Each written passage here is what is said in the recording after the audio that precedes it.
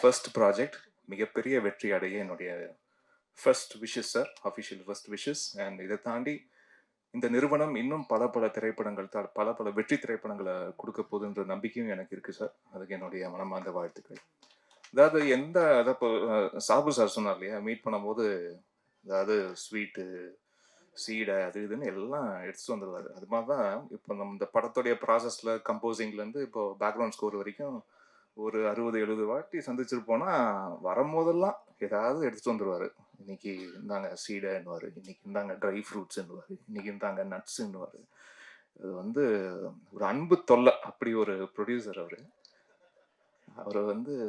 எனக்கு என்னன்னா இதை இவ்வளோ வாங்கி கொடுக்குறாரு, இது ஏதாவது படத்துல செலவு பண்ணா கொஞ்சம் இன்னும் நல்லா இருக்குமே அப்படின்லாம் கூட யோசிக்க தோணும். பட் படத்துக்கு தேவையானதையும் ரொம்ப அழகாக எந்தவித கஞ்சத்தனமும் பார்க்காமல் அந்த படத்துக்கு நியாயமா என்ன செய்யணுமோ அதை ரொம்ப அழகா செய்து கொடுத்துருக்கு. அதுவும் கேந்திரன் சாருக்கு ஒரு மிகப்பெரிய அசெட் அப்படின்னு சொல்லணும்னா அது ராஜசேகர் சார் தான்.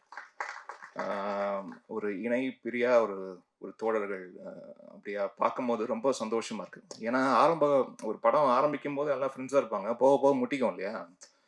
பட் அப்படி இல்லாம படம் முடிஞ்ச பிறகும் அதே நட்புடன் இருப்பது, அதை பார்க்கறது ரொம்ப ஆச்சரியமா இருந்தது. அது இந்த படத்தோட முடிகிற நட்பாகவும் அது தெரியல. அது ரொம்ப ஒரு நீண்ட நாட்கள், நீண்ட வருடங்கள் அப்படியே தொடரப்போகும் ஒரு நட்பாக அது பார்க்கப்படுது. ரொம்ப அழகா இருக்கு. அந்த நட்பை பார்க்கறதுக்கே ரொம்ப அழகா இருக்கு.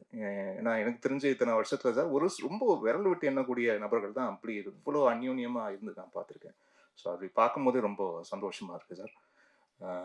வாழ்த்துக்கள் சார். அண்ட் கேந்திரன் அவர்களுக்கு வாழ்த்துக்கள்.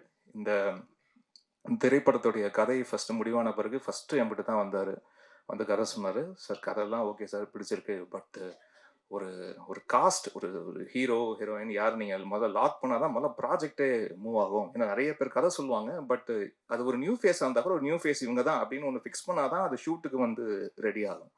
ஸோ அதனால முதல்ல ஒரு ஆர்டிஸ்ட் லாக் பண்ணிட்டு வாங்க சார் நம்ம பண்ணிடலாம் அப்படின்னு தான் ஃபர்ஸ்ட் சொன்னேன். அண்ட் விமல் சார் இந்த ப்ராஜெக்டுக்குள்ளே வந்தது எனக்கு ரொம்ப கூடுதல் மகிழ்ச்சி. ஏன்னா இன்னமும் பார்த்தீங்கன்னா இந்த தேசிங்க ராஜா திரைப்படத்துடைய பாடல்கள் அது இப்போது ரீசெண்டாகவும் இன்ஸ்டா ரீல்ஸ் எல்லாம் அது ட்ரெண்ட் ஆகி பார்க்கும்போது எனக்கு ரொம்ப சந்தோஷமாக இருக்குது. அண்ட் அதுக்கு நான் ஒரு சில திரைப்படங்கள் சாரோட ஒர்க் பண்ணியிருக்கோம். அண்ட் அவர் இப்போ ரீசெண்டாக தக் ரிப்ளை அப்படின்ற விஷயத்தில் பயங்கர பாப்புலராக இருக்கார். அப்படியே ஒற்றை வார்த்தையில் தான் அப்படி பதில் சொல்லுவார். அப்படியே அணுகுண்டு போட்ட மாதிரி இருக்கும் ஒவ்வொரு பதிலும். இன்னைக்கு இருக்கிற 2K கிட்ஸ் பசங்கள்லாம் ஜென்சி பசங்கள்லாம் இவரை அப்படி ரிலேட் பண்ணி இவர் ஸ்பீக்கிங் ஃப்ரம் த ஹார்ட்ல அப்படின்ற ஒரு ஃபீலிங் கொடுக்குறாரு. அது ரொம்ப நல்ல விஷயம் சார். உங்களுக்கு தெரியாமலே நடக்குது ஒரு பக்கம், நல்ல விஷயம்தான். ஏன்னா சில பேர் போலியா நடிக்கவே தெரியாது இல்லையா, எங்கேயுமே போலியா நடிக்க தெரியாது, மனசு இருக்கிறது அப்படியே பேசுவாங்க. அது சரியான நேரத்துல சரியான ஒரு நொடியில இவங்க ஒரு ஒரு அப்பழுக்கற்ற ஒரு ஆளு, சரியாதான் மனசுல தோன்றதான் பேசுறாருன்ற ஒரு அது எப்படியாவது வெளிப்பட்டுரும் சார். நீங்க இந்த நடிச்சாலும் நடிக்கலனாலும் அது மனசு இருக்கிறது அது வெளிப்பட்டுரும். ஸோ அப்படி ஒரு மனிதனா இருப்பதற்கு அதுக்கே முதல்ல வாழ்த்துக்கள் சார். அண்ட் இந்த திரைப்படத்துல 4 பாடல்கள், அதுல ஞான கரவேல் அப்படின்றவர் தான் 4 பாடல்களும் எழுதியிருக்காங்க. அண்ட் சிங்கர்ஸ் சின்மயி ஸ்ரீபதா இந்த ஆச களவாணிய பாடலை பாடியிருக்காங்க. அப்புறம் இந்த பொங்கல் பாட்டு ஒன்று இருக்கு, அது என்னுடைய குரல்ல கொஞ்சம் கேப்புக்கு பிறகு என்னுடைய குரல்ல ஒரு பாடல் பதிவு இதில் நடந்தது. அண்ட் அந்தோனி தாசன் அவர்களும் மதுச்சியம் பாலா அவர்களும் அந்த பாண்டிமுனி பாடலை பாடியிருக்காங்க. அப்புறம் ஸ்வேதா மோகன் பாதகத்தி அப்படின்ற ஒரு பாடலை பாடியிருக்காங்க. சில படங்கள்ல நம்ம தயாரிப்பாளர்களை நம்ம கண்டிப்பா சொல்லி ஆகணும். இந்த படத்து தயாரிப்பாளரையும் நான் சொல்லணும்.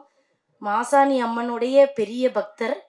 அதுக்கு அத்தனை தகுதியும் அவர்கிட்ட இருக்கு. ஏன்னா சாப்பாடு விஷயத்துலையும் சரி, ஒருத்தவங்களை கவனிக்கிற விஷயத்துலையும் சரி, சம்பளம் கொடுக்குற விஷயத்துலையும் சரி, ஐயா சம்பளம் தருவீங்களா அப்படின்னு நம்ம கேட்கவே வேண்டாம், கேட்காமலே எல்லாம் கொடுத்த அந்த தயாரிப்பாளர். அதனால எல்லாமே எங்களுக்கு அவர் நிறைவாக கொடுத்ததுனால இந்த படம் அவருக்கு நிறைவாக அமையணும் அப்படின்னு நாங்கள் சொல்லிக்கிறோம். அப்புறம் கதாநாயகன் தம்பி விமல் சாரோட இந்த படம் நடித்ததுக்கு ரொம்ப சந்தோஷம்.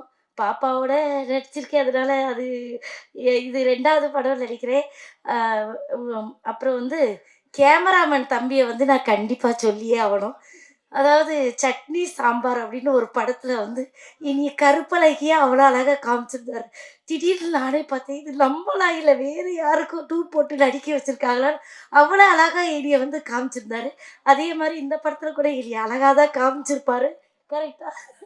அதனால ரொம்ப சந்தோஷம் இந்த படத்துல வந்து நான் பண்ணது. அப்புறம் மூர்த்தி சாரை பத்தி நான் கண்டிப்பா சொல்லியே ஆவணும். நான் இன்னைக்கு இந்த ஃபீல்ட்ல சினிமா துறையில நிக்கிறேன்னா, அதுக்கு காரணம் வந்து அவரு என்னோடக்கு சினிமாவுல குருநாதர் ஐயா ரொம்ப நன்றி. ஏன்னா, அவரு தான் எனக்கு வந்து முதல் வாய்ப்பு. வெடிகுண்டு முருகேசன் அப்படின்ற படத்துல எனக்கு ஒரு பெரிய அதுவும் முதல் படத்திலே எனக்கு ஒரு பெரிய கதாபாத்திரம் குடுத்து நடிக்க வச்ச எங்க காமராஜர் கூப்பிடுறாருய்யா. அவரு அவரு அதனால அவங்கள நம்ம வாழ்த்தணும். ஜெகன் அண்ணா, இங்க எல்லாருமே என்னைய கைய பிடிச்சு கூட்டிட்டு போறது தான். அண்ணனுக்கு மனைவியா நடிச்சிருக்கேன். அதனால எனக்கு ரொம்ப சந்தோஷம். இந்த படத்துல ஐயா உங்கள நான் கவனிக்கவே இல்லையா. நான் லேட்டா வந்ததுனால நான் மேடையில யார் இருக்காங்கன்னு பார்க்காம விட்டுட்டேன். மன்னிச்சிருங்க ஐயா. இந்த மாதிரி ஒரு பெரிய ஆட்கள் இருக்கிற இடத்துல நான் நின்று பேசுறது எனக்கு மகிழ்ச்சியை கொடுக்குது. ரொம்ப சந்தோஷம்.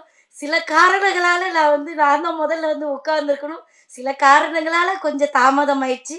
எல்லாரும் பெரிய மனசு வச்சு மன்னிச்சிருங்க. பத்திரிகையாளர் அனைவருக்கும் வணக்கம்.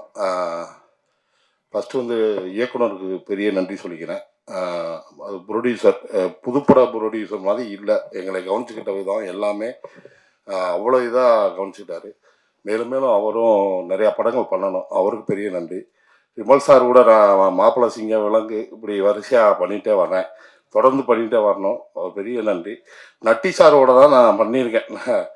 நட்டி சார் ஒரு சீனில் நான் நடிக்கும்போது பார்த்தீங்கன்னா, ஆப்போசிட் அவங்க நடிக்கும்போது எப்பயுமே ஒரு ஆக்டர் நடிக்கும்போது நடித்து முடிச்ச பிறகு தான் நீங்கள் ரொம்ப நல்லா பண்ணீங்க அப்படின்வாங்க. ஏன்னா அந்த கான்சியஸ் போயிடக்கூடாதுன்ட்டு. சார் வந்து நான் நடிச்சுட்டே இருக்கும்போது பாதியில் சொல்கிறார், நீங்கள் ரொம்ப சூப்பராக பண்ணுறீங்க, இது இன்னும் நல்லா பண்ணுங்க, மெருகேற்றுங்க அப்படின்னாரு. அது எனக்கு ரொம்ப பெரிய விஷயமா இருந்தது, ரொம்ப பெருமையாக இருந்தது. நட்டி சாருக்கு பெரிய நன்றி.